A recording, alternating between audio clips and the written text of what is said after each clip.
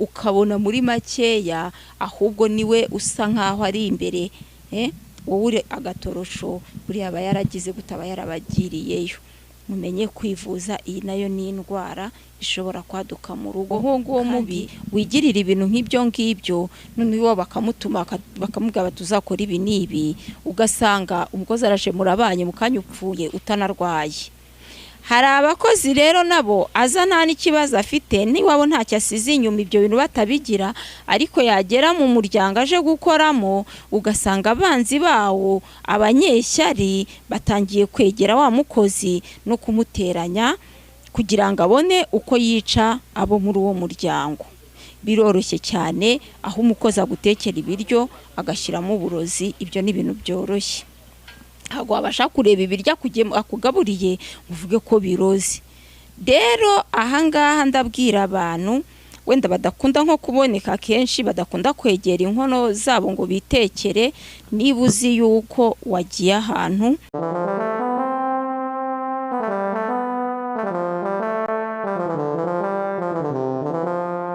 Muganga Clement.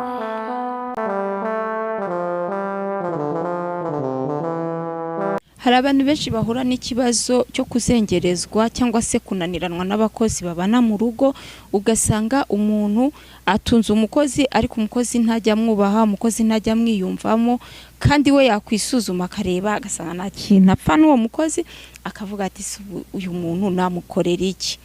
Uyu munsi rero nk'uko dusanzwe tumenyeranya ahangayo nabasuye, tujya kwiga ku ndwara zimwe na zimwe zijya zifata abantu mu buryo butandukanye kandi bwihishe, ugasanga umuntu ariho aragenda ahura n'ibibazo kandi abasha no kwikuramo, ariko ko atabisobanukiwe akabiburira igisubizo. Ndi Betty kwa kundi musanzwe, anga ntabwo nyiri umushyitsi ndumusangwa. Uyu munsi rero reka twige kuri iyo ngingo, ejo nubibona byaje iwawe nabyo uzagire gute, uzagerageza uvuga uti reka nshaka uburyo ibi bintu ndi bubitware.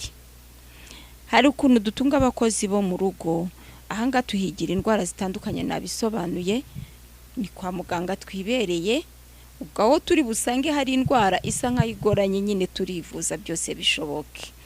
Rero ngewe nakoze experience, abakozi bo mu rugo nibo barozi dusigaye dufite. Buriya umuntu ukuroga ntabwo ashobora guturuka kure, akenshi aba ari inshuti yawe, cyangwa se niyo yaba ari umuntu wa kure kugira ngo akugereho aguhumanye, hari ubwo akoresha umuntu w'inshuti yawe kugeraho kwisanzuraho. Uti bimeze bite rero? Aba bakozi dutunze mu rugo twige kugendana nabo, ariko tunagenzura imyitwarire yabo. Buriya umurozi iyo ava akagera n'umutima we urabikwereka. Iyo uri umuntu ufite amaso areba kure, umutima we imivugire ye ikwereka yuko uwo muntu mugendana ari umurozi.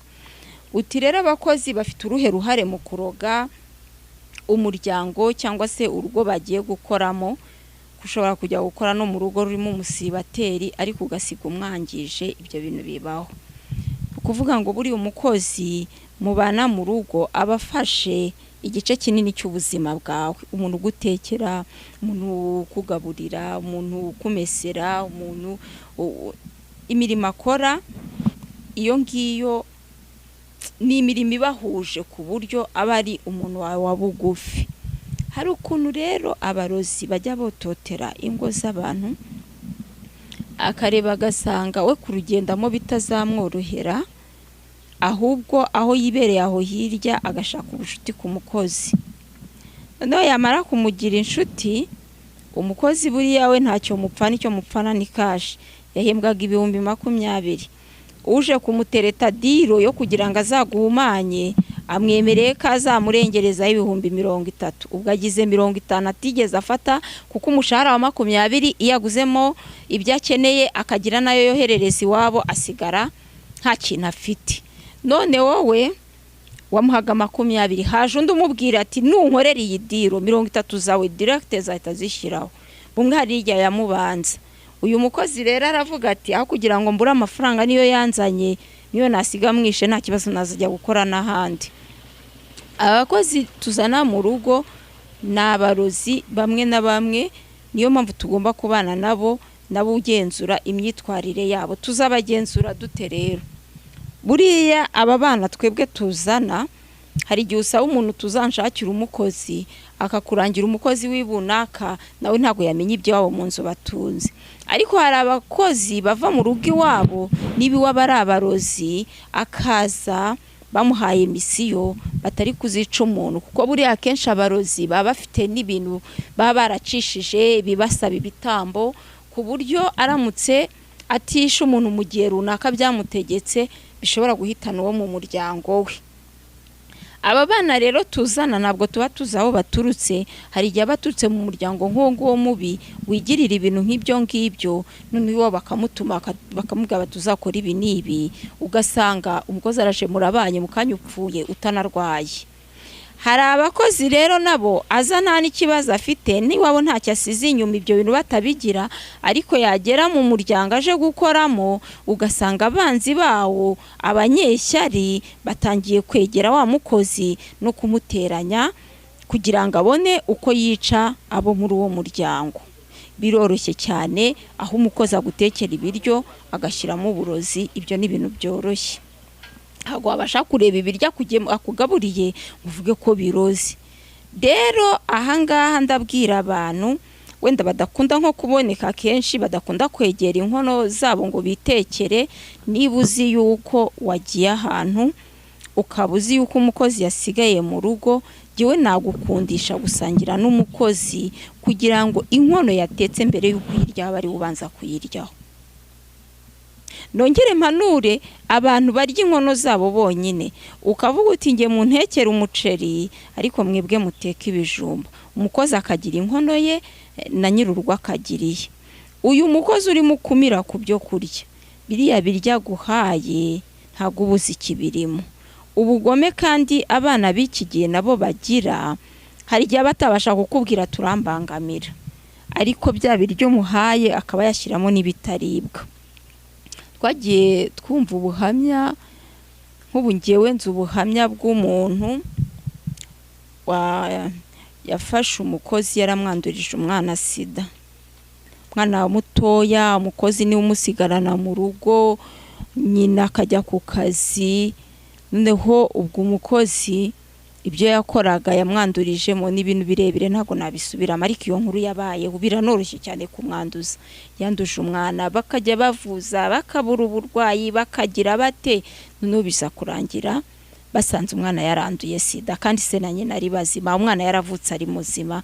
Ibyo bintu yafashwe rero baje kuvumbura ko ari umukozi. Nzi urundi rugo umukozi yacuditse na mukeba w'umugore yakoreraga. Uwo mukeba kubera bya bindi by'ishyari abantu bajya bagira, urumva abagabo babo baravukanaga banaturanye, noneho nyir'urugo yajya ku kazi, umugore n'umugabo bagendaga ku kazi, wa mugore mukeba waho ubwo ni muramu w'uwo mugabo nyir'urugo akaza agashuka umukozi akamuhereza akana gatoya akamwonsa, kandi uwo mugore yaranduye sida, ako kana arakonsa. Ibyo nabyo urumva ni umukozi wamwanduje, kuko niba bagusigiye umwana nta mpamvu yo kuvuga ngo umuhereshe umuntu w'agasozi ngo namujyana se ushinzwe ikisi, waje kurya no kuryama. Bana umutunga abakozi bo mu rugo ahantu naho muhagira amakenga, ntago ibi bintu byoroshye kugira ngo ube wabana n'umukozi muzarangizanye neza, keretse wa mwana Imana yasize mujye mwiga no gusengera aba bakozi. Abaje mu rugo aje kubana n'abana bawe, hato ejo atazasiga bagiriye nabi. Hari n'ababica nyine mu bundi buryo busanzwe. Rero abakozi bagira uruhare mu kuroga, cyane cyane ba nyirabuja. Buri abagore twaragowe, ugasanga umukozi ari mu rugo, umuntu akamubwira ati uzanage mu biryarya kugira ngo bimugendekere gutya, ikindi buriya uzamugenze gutya. Umukozi akajya kuroga ubwo burozi kugira ngo bwivuze byagorana. bantu rero mudukurikira kuri iyi cano, utwo ni utuntu tw'ubwenge. Ubundi umukozi nk'uwo musuzumira hehe? Iyo ubona umukozi umufata neza, ukabona wagerageje kumufata nk'umwana mu rugo, ariko ukajya ubona agira igitima kibi, ukajya ubona ni ntakoreka, ukajya ubona ni ntashoboka, ukamubona nk'umuntu urimo kukugerageza. Ikindi bene uyu mukozi niyo umusezereye ngo atahe, burya ntabyemera. Atahe atararangiza misiyo, atararangiza ikiraka. Ibi bintu rero bijya bibaho mu gihe uri mu rugo. Ikindi ushobora guhumanywa, wahumanywa umuntu wakuroze akajya abona urimo kwivuza, noneho akavuga ati ko mbona arimo kwivuza araje akiri, akajya ahereza umukozi utwari bugushyirire, wavuga uti mumpereza agakoma mwashyizemo amata ariko nimugashyiremo isukari, ndumva ariko nshaka. Umukozi akakazana yamenyemo ibintu, ntabyo uzamenya.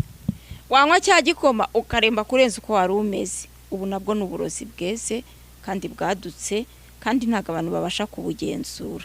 Igihe urimo kwivuza uburozi, buriya biranakwiriye yuko agakono kawe icyo ukeneye ugihabwa n'umwana wawe. Nababwiye yuko uyu mukozi umugenzurira he? Mu bikorwa bye. Uyu muntu ujya kumugera akamugutumaho, abanza kumuguteranyaho, akamwumvisha uburyo uri mubi. Umwe yanamubwira ati agenda kuvuga gutya, ubundi yana ego ko mana yanjye, arabanza akamuguteranyaho kugira ngo abone uko amugucomeka. Urumva umukozi rero nawe bamaze gupakira bya bindi. Hari nabo babwira bati buriya uriya mugore uramutse umwishe, buriya umugabo we wamwigarurira. Ahambwira abagore badukurikiye, buriya abakozi bose baza gukora mu rugo ntabwo babaje gukora mu rugo. Abenshi baba bari kuri misiyo. Unakareba akavuga ati ndashaka ikigabo nzajya nkuraho amafaranga. Abakozi baroga n'abagabo. Umukozi yajya ateka ibiryo, iyi si isigaye twirukansa cyane, yajya ateka ibiryo azi ko boss ari uri bubiryeho, kubera yiriwe mu rugo, akamushyiriramo kankwibaburireho.